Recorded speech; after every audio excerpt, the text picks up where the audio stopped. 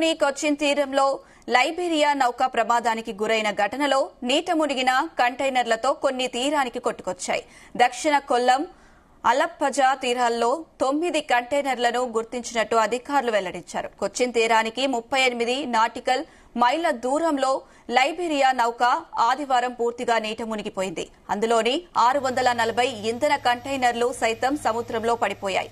వీటిలో 100 వరకు నీటిలో తేలియాడుతున్నాయని, కొన్ని తెరుచుకుపోవడంతో రసాయన ద్రవాలు లీక్ అవుతున్నాయని కోస్ట్ గార్డ్ ఒక ప్రకటనలో తెలిపింది.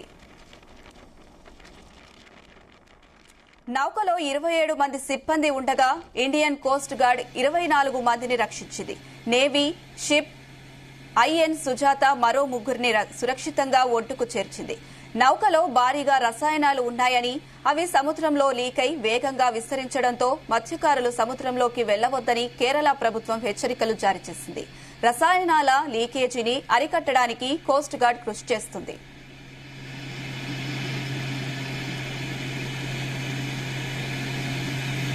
బోల్తాపడిన ఓడలో 13 కంటైనర్లలో ప్రమాదకరమైన రసాయనాలు, 640 ఇతర కంటైనర్లు ఉన్నాయి. వీటిలో 84.44 మెట్రిక్ టన్నుల డీజిల్, 367.1 మెట్రిక్ టన్నుల ఫర్నెస్ ఆయిల్, కాల్షియం కార్బైడ్ వంటి ప్రమాదకర రసాయనాలు ఉన్నాయి.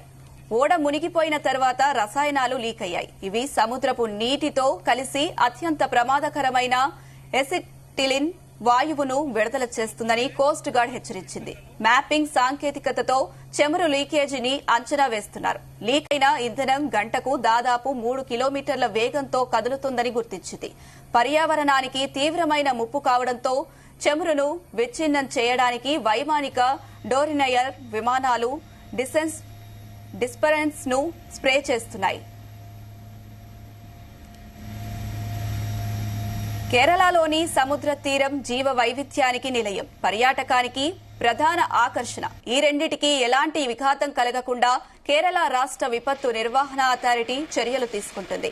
కంటైనర్లు చమురుతో సహా సరుకు ఒడ్డుకు కొట్టుకు వచ్చే అవకాశం ఉందని, తీర ప్రాంతాల్లో చమురు పొరలు కనిపించవచ్చని హెచ్చరికలు జారీ చేసింది.